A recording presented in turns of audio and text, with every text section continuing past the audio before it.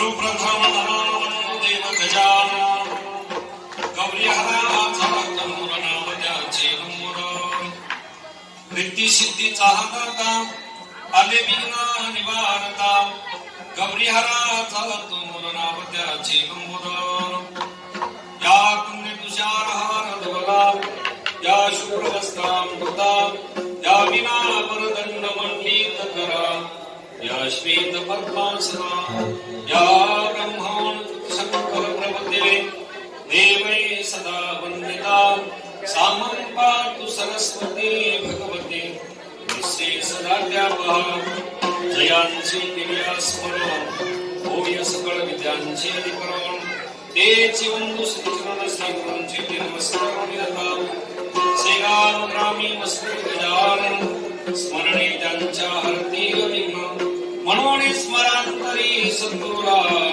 नमस्कार माझा सद्गुरु गजानन धन्य प्रताप पायाचा माझ्या सद्गुरुरायांचा काय हो उत्तराई त्यांच्या चरणी माझे होय महायोग मीठे गटे भीमरत्यम वरम पुंडलिकाय लातूम इंद्रय समागत्य तिष्ठन्त तमानंद कन्दम परब्रह्मलिंगम भजे पांडुरंगम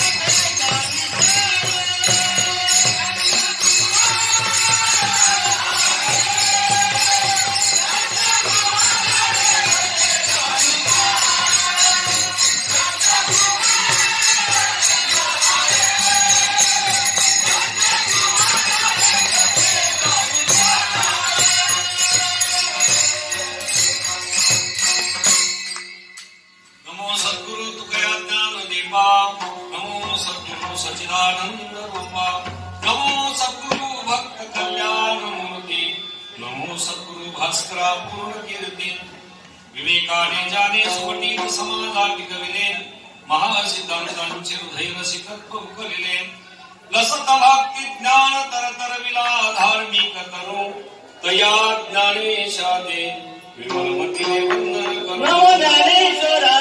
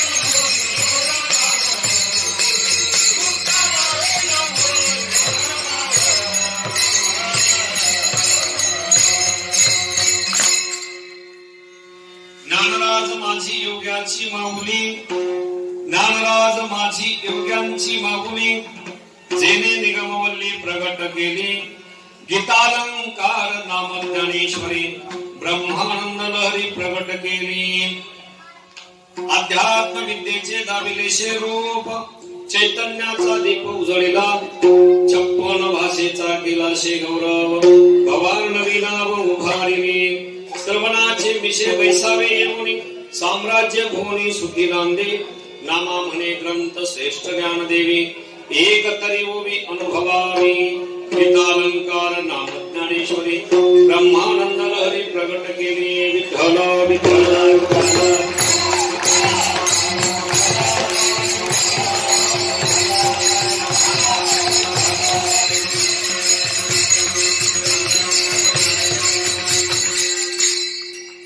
ज्ञानराज माझी योग्यांची माऊली जेने निगमवल्ली प्रगट केली गीतालंकार नाम ज्ञानेश्वरी ब्रह्मानंद लहरी प्रगट केली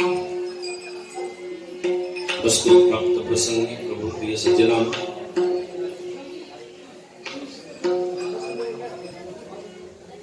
माणसाला मोरया गोसावीच्या पदस्पर्शाने पुनीत झालेल्या या भूमीमध्ये विश्वमाऊली ज्ञानोबाराय तुकोबाराय यांच्या महान आशीर्वादाने भगवान भुवनेश्वराच्या परम कृपेने आणि आज हिंदवी स्वराज्याचे संस्थापक छत्रपती शिवराय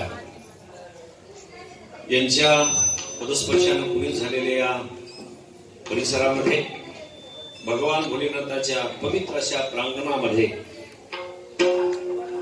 आपल्या सर्वांच्या परिचित असणारे सर्वांचे आवडते ज्यांनी गेल्या वर्षी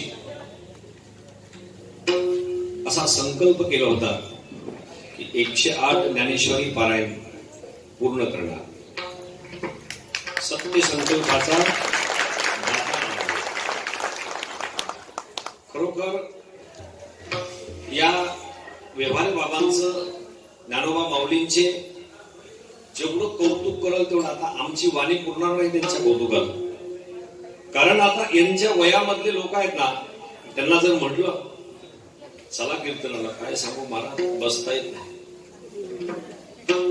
ज्याला 2 तास कीर्तनात बसता येत नाही अशा वयाच्या व्यक्तीनं वर्षभर 108 ज्ञानेश्वरीची पारायण करणं म्हणजे सामान्य गोष्ट नाही पण त्याला काय म्हणतात ना आतून असलं ना ती ऊर्जा मिळते म्हणून आदरणीय हरिभक्त परायण ज्ञानोबा माऊली व्यवहारे त्यांचं काय वर्णन करावं कारण इथं वडील जे जे करीती तया नामधर्म ठेवी ज्ञानोबा माऊलींनी जो मार्ग या कुटुंबाला दाखवला तो खरोखर वर्णनीय आहे ज्याप्रमाणे नामदेवाचं अख्खं कुटुंब देवाच्या सेवेमध्ये होतं त्याचप्रमाणे ज्ञानोबा माऊली व्यवहारे यांचं अख्खं कुटुंब हे पहा त्यांचा नातू आहे याच्यापासून जेवढे काही त्यांच्या कुटुंबामध्ये असतील तो सर्व परिवार या कीर्तनामध्ये या परमार्थ सेवेमध्ये माऊलींच्या सेवेमध्ये आहे अशा महान व्यक्ती आपल्या परिसरामध्ये आले तिथं स्थायिक झाले आणि यांचा सहवास आपल्याला लागला लक्षात ठेवा खूप मोठं नाव गाजलेलं असेल ती गोष्ट निराळी आहे पण एक खरोखर अंतकरणाचा आणि हाडाचा वारकरी आपल्या या परिसरामध्ये लाभणं म्हणजे साक्षात माऊली लाभल्यासारखं आहे कारण जीवन 3 प्रकारचं असतं निंदे जीवन असतं स्तुत्य जीवन असतं अशा प्रकारचं जीवन निंदे जीवन त्याला म्हणतात जो वेशनाधीन जीवन जगतो जो देवाला विन्मुख असतो त्याचं जीवन निकृष्ट जीवन आहे निंदे जीवन त्याला म्हणतात की आयुष्यभर जन्माला आला आमचे गुरुजी विनोदाने सांगायचे जन्माला आला आणि पाणी वाहून वाहून विनोदाने सांगायचे तसं तुकोबारे सुद्धा सांगतात वाहिला भार कुटुंबाचा नाही ऐकिले गायले गीत नावले पुराण केली बहुत परनिंदा. महाराज सांगतात भगवंताचं चिंतन करणं आवडलं नाही, साधू संतांच्या संगतीत गेलेलं आवडलं नाही, परंतु त्यांनी केवळ आणि केवळ फक्त कुटुंबाचा भार व्हायला. तुकाराम महाराज सांगतात कार्य दास होची संसाराचा खरा नाही, कार्य दास होशी संसाराचा खर. खर म्हणजे गाढव, वाहणारा, वज वाहणारा. म्हणून महाराज सांगतात असे याला निंदे जीवन म्हणतात आणि स्तुत्य जीवन त्याला म्हणतात की ज्यांनी आपल्या आयुष्यामध्ये भगवंताच्या भक्तीशिवाय दुसरं काहीच केलेलं नाही, ज्यांनी आपल्यावर असणारी जबाबदारी योग्य रीतीने पार पाडून आपला संसार योग्य दिशेने चालून आणि आपल्या संसारामधला जो नीती धर्म आहे तो सांभाळून ज्यांनी आपला परमार्थ टिकवला त्याला म्हणतात जोडुनिया धन. पुढचं काय म्हणताय मला सांगा. जोडुनिया धन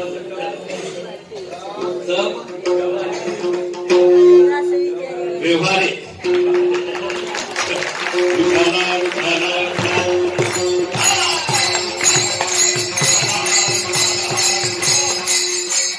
नावासारखे ते वागले. बरेच लोकांचं नाव वेगळं असतं पण वागतात वेगळं. नाव म्हणे काय, नयनराव, पाहतात एकीकडं बोलतात तिसरीकडं. नाव म्हणे गंगूबाई पण घरात पाण्याचा पत्ता नाही. लक्षात. नाव म्हणे शांताबाई, ती शांताबाई नाही, नाव म्हणे शांताबाई पण भांडण केल्याशिवाय. तसं आमचे ज्ञानोबा माऊली व्यवहारिक ज्याप्रमाणे नाव आहे त्याचप्रमाणे त्यांनी आपल्या जीवनामध्ये आचरण केलंय.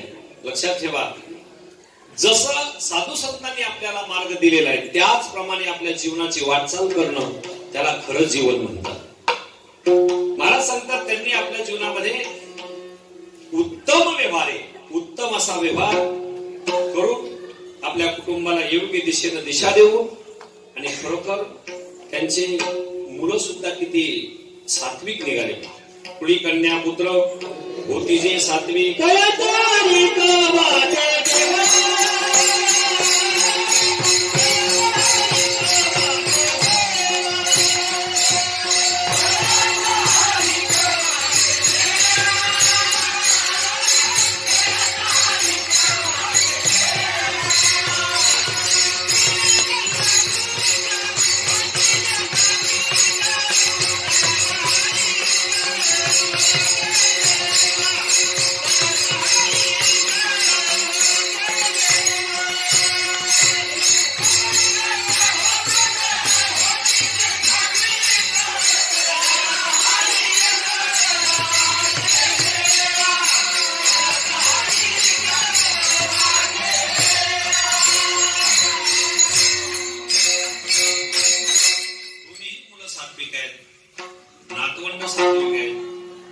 पारमार्थिक आहे, सर्व परिवार त्यांचा परिवार, त्यांची वय सगळं कुटुंब एकत्र आहे.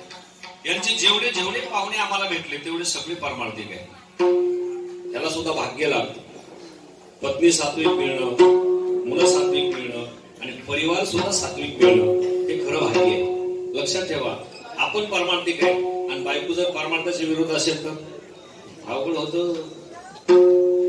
सांगूच काय नगाला महाराज सांगतात परमार्थामध्ये बायको जर आपल्या विरोध असेल तर परमार्थ होत नाही. आपला परिवार जर आपल्या विरोध असेल, सगळे सोयरे, महाराज सांगतात आम्हा सोयरे हरिजन, आम्हाला सोयरे सुद्धा लाभले ते हरिजन लाभले, भगवंताचे भक्त लाभले. भक्त आपला परिवार जर पारमार्थिक नसेल तर महाराज त्रास होतो, त्रास होतो. बऱ्याच गोष्टी मनाच्या विरुद्ध असतात पण ते नाविलाजाने करावे लागतात. परिवार सुद्धा त्यांचा पारमार्थिक आहे आणि त्यांनी जोडलेला जो समाज आहे, जोडलेले जे मित्र परिवार आहे तो सुद्धा पारमार्थिक आहे. त्यासाठी आज आपल्याला एवढा मोठा हा समुदाय या ठिकाणी दिसतोय आणि समोर बसलेले आदरणीय महंत श्री श्री श्री 1008 महंत गणेशानंद सरस्वती संस्थान राज टाकळी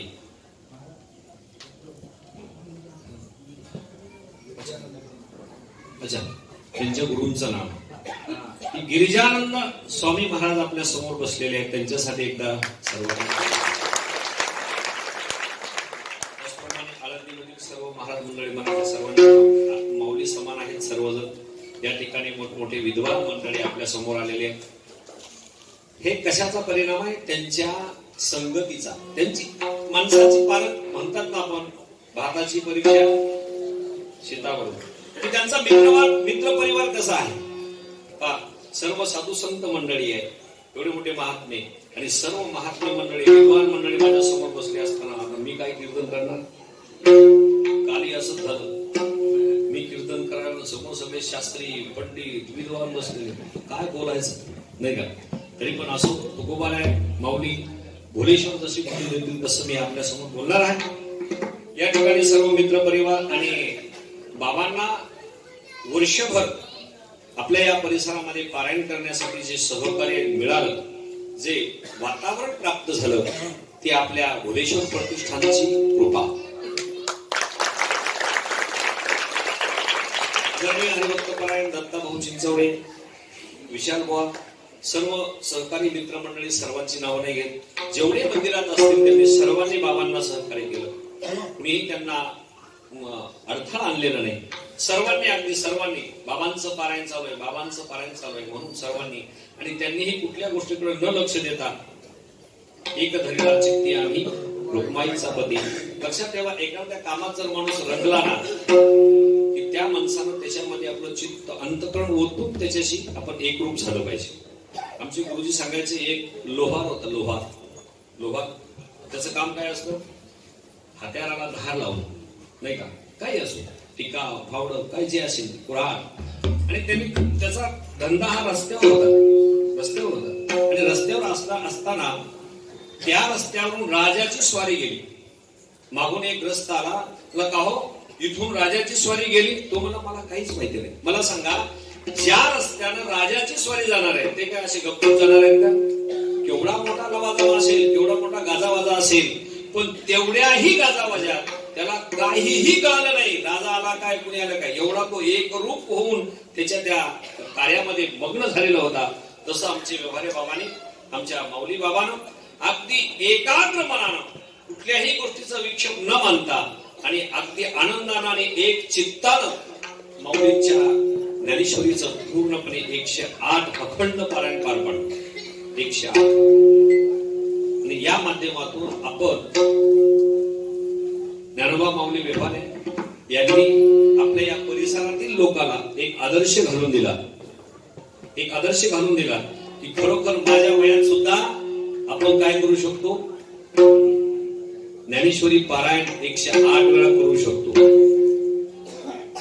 तरुण मंडळ जरा ध्यानात ठेवा, व्यवहारे बाबा सारखे व्यक्तिमत्व जर 108 वेळा ज्ञानेश्वरी पारायण करत असतील तर आपण एकदा तरी ज्ञानेश्वरी वाचली पाहिजे. लक्षात ठेवा, ज्ञानेश्वरी वाचली पाहिजे.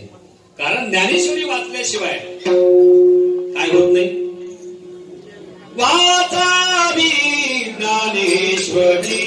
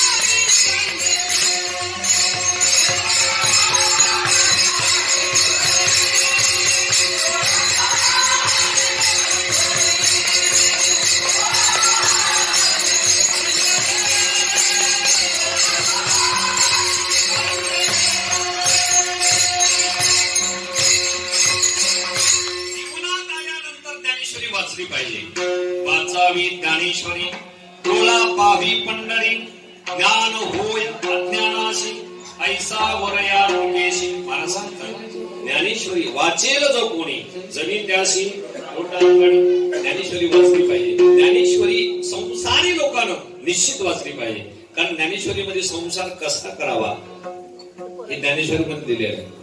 आणि ज्ञानेश्वरी प्रमाणे जो संसार करेल त्याच्या सुखाला पाळावा नाही. मौलीने सांगितलं जो स्वधर्माने वागतो, जो स्वकर्माला कधी चुकत नाही, त्याच्या जीवनात काहीच कमी पडत नाही. स्वकर्म कुसुमाची विरा पूजा केली होया पाळा तोषा लागी. मला सांगतात स्वतःच कर्म स्वधर्माचा यज्ञ करा. संसारी लोकांना ब्रह्मदेवाने सांगितलं तुम्ही यज्ञ मंत्र तंत्र व्रत करण्याची गरज नाही, तुम्ही स्वधर्म नावाचा यज्ञ करा, त्याच्यातच तुमचं सर्वस्व आलं. स्वधर्म नावाचा यज्ञ म्हणजे नेमकं काय? स्वामी काज गुरु भक्ती पितृवचन सेवापती हेच विष्णूची महापूजा अनुभव नाही तुझा. ब्रह्मदेवाने प्रजेला या म्हणजे या संसारी लोकांना उपदेश केला, तुम्ही बाकी यज्ञ करायची काही गरज नाही. आपल्या वाटेला आलेलं कर्म अगदी मोकळ्या मनाने निष्कलंकपणाने ते पार पाडा. निश्चित आपल्याला भगवंत आपल्या मागे सुखाचं दाढ घेऊन मागे लागेल, सुख उन्नती होईल आपली. म्हणून महाराज सांगतात वाचावी ज्ञानेश्वरी.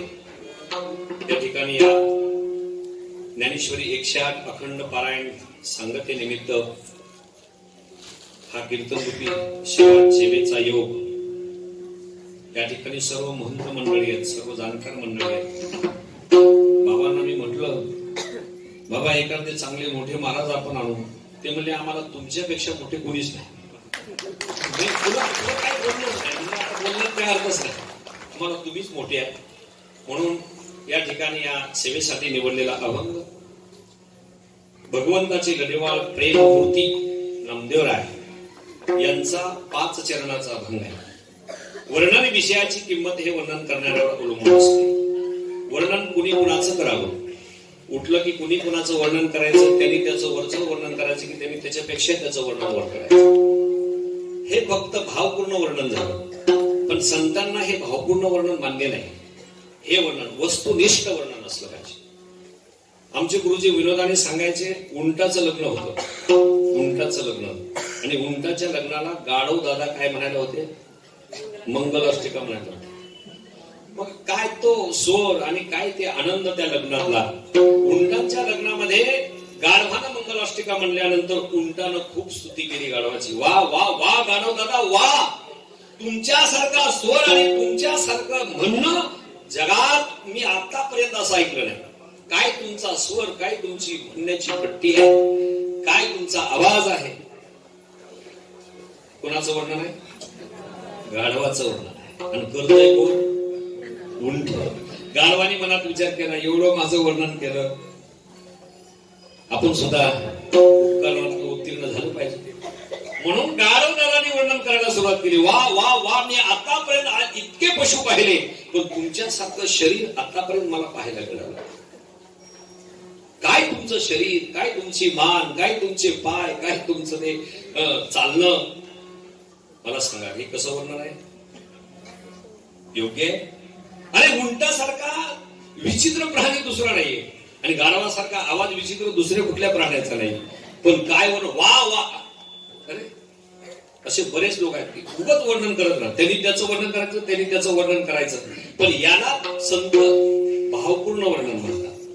पण वस्तुनिष्ठ वर्णन त्याला म्हणतात की जे खरोखर वस्तुस्थिती, ते वर्णन, ते गुण त्याच्या अंगी आहेत, त्या वर्णनाला खरं वस्तुनिष्ठ वर्णन म्हणतात. आणि हे वर्णन जे आहे ना, वस्तुनिष्ठ वर्णन केलेलं संतांना मान्य आहे. वस्तुनिष्ठ भावपूर्ण वर्णन केलेलं देवाने जरी केलं, इतर कुणी केलं त्याचा प्रश्न नाही, देवाने जरी हे भावपूर्ण वर्णन केलं तर संतांना ते मान्य नाही. तू गोबरा देवाला सांगतात, देवा तू काय माझ्या समोर त्यांचं वर्णन करतोस, कोण असतील ते मला माहिती नाही. करशी ते देवा करी माझे सुखे, परिमी त्याशी मुखे न म्हणे संत, लक्षणायुक्त नसतील तर मी त्याला संत म्हणणार नाही. असतील कोण मला माहिती नाही. तू गोबर आहे, ते अमुक अमुक आमके आमके मला मान्य नाही. लक्षण आहेत त्या संतांची, तसं वस्तुस्थिती आहे का? नाही, मला त्याचं मान्य नाही. एक वेळेला नामदेवरायच्या समोर भगवंत वर्णन करतात. काय वर्णन करतात? विभीषणाचं वर्णन करतात. वा विभीषण खरोखर शहाणा आहे विभीषण. मनसी विभीषण शहाणा परी तो महामूर्ख जाणार. अरे देवा, तो विभीषणाला तो शहाणा म्हणतो, तुम्ही त्याला मानायला तयार नाही. बोला, देवाला बोलतात, विरोध केला देवाच्या वर्णनाला. का देवा, हे तुझं भावनिष्ठ वर्णन आहे, मला मान्य नाही. अरे विभीषण शहाणा म्हणतोच कशावरून?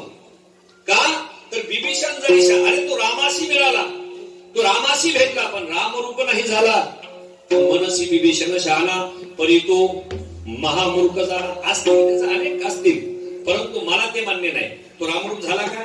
तो तुला भेटला, पण त्यांनी तुझ्याकडून काय मागितलं? देव प्रसन्न झाला. साक्षात ज्याच्यासाठी याच्यासाठी जप, याच्यासाठी तप असं असताना सुद्धा तुला देव साक्षात प्राप्त झाला, पण त्याच्याकडून तू मागितलं काय? राज्य. म्हणून मनसी विभीषण शहाणा परी तो महामूर्ख झाला. मला ते वर्णन मान्य नाही. तसं नामदेवराय वर्णन करतात. कुणाचं वर्णन करतात? गावच्या पाटलाचं, सरपंचाचं का पुढाऱ्याचं? नाहीये. ज्यांचं वर्णन करतात त्यांचा अधिकार काय? ब्रह्म साम्राज्य दीपिका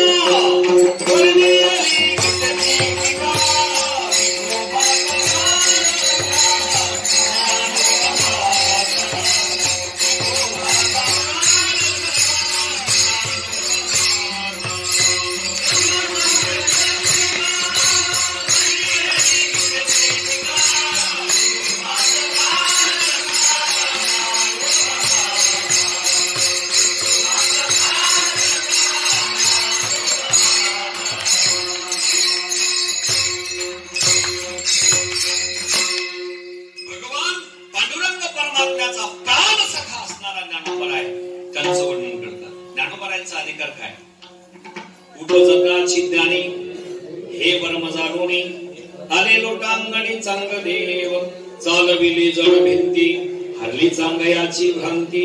महाराज सांगतात या ज्ञानोबारायांचं वर्णन करतायत आणि वर्णन करणारे नामदेवराय. पण त्यांचा काय अधिकार कमी आहे का? कुणी कुणाचं वर्णन करते याला फार महत्व आहे. नामदेवराय ज्ञानोबारायांचं वर्णन करतात म्हणजे नामदेवरायांचा अधिकार. महाराज सांगतात नामदेवरायांचा अधिकार केवढा मोठा आहे. साक्षात पांडुरंग परमात्मा त्यांच्या घरी जातो, त्यांच्या सर्व कुटुंबाची तो सेवा करतो. एवढंच नव्हे, नामदेवरायांनी दिलेलं दूध तो पितो. नामदेव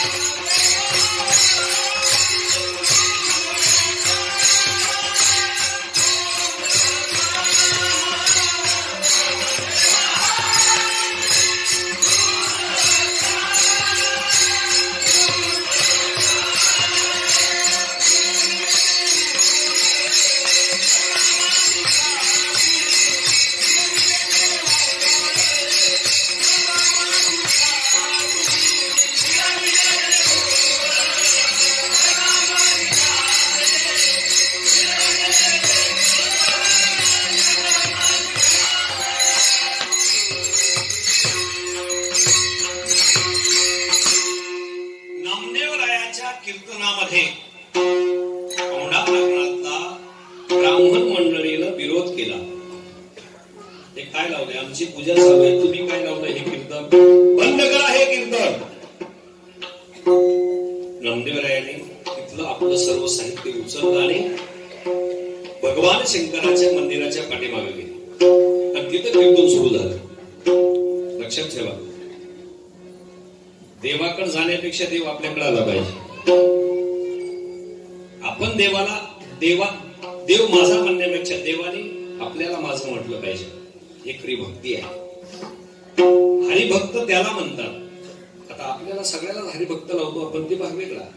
हरिभक्त त्याला म्हणतात, जो हरी ज्याचा भक्त आहे त्याला हरी म्हणतात. लक्षात. म्हणजे नामदेव रायाचं कीर्तन पाठीमागं चाललंय. भगवान शंकराचं मंदिर फिरलं, फिरविले देऊळ जगा माझी ख्याती, नामदेव हाती दूध प्याला, नोया सामान्य महिमा संतांचा, नैवेद्य हातीचा मूर्ती जेवी, नामदेवाच्या हातून देवानं नैवेद्य खावा. नामदेव हट्ट धरला, नैवेद्य देवा खावा लागल. माझ्या वडिलांच्या हातचा नैवेद्य खातो आणि माझ्या हातचा खात नाही, खावाच लागेल. हट्टी लाडके भक्त होते. नामदेवरायांचा अधिकार फार मोठा आहे महाराज. म्हणून नामदेवरायांचं सर्व कुटुंब देवाचं भक्त होतं. मी मगाच बोलून गेलो.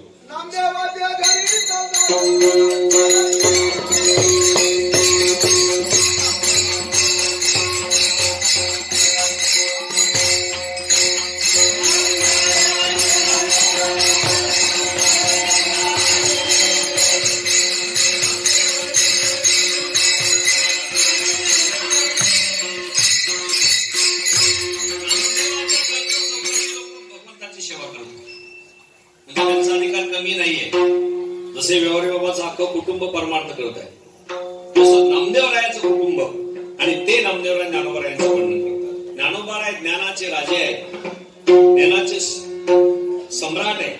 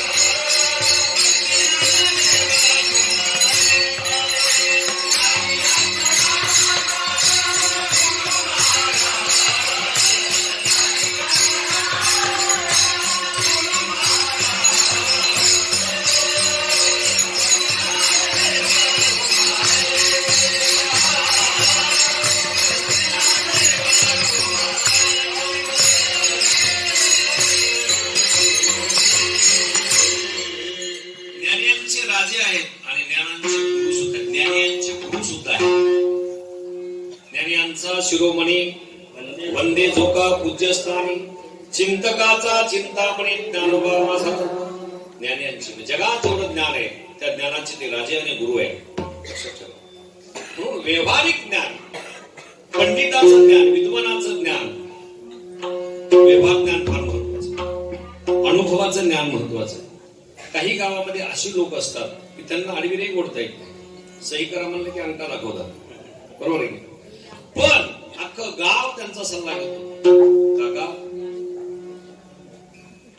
आम्ही हे कार्य करतोय, कसं काय करावं, सल्ला घेतो.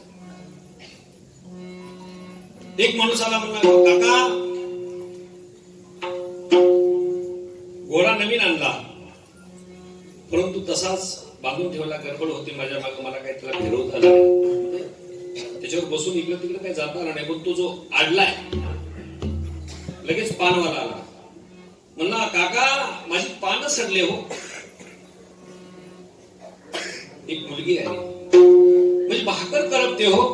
काकाने तिघांना एकच उत्तर दिलं, फिरवा. काय का फिरवा?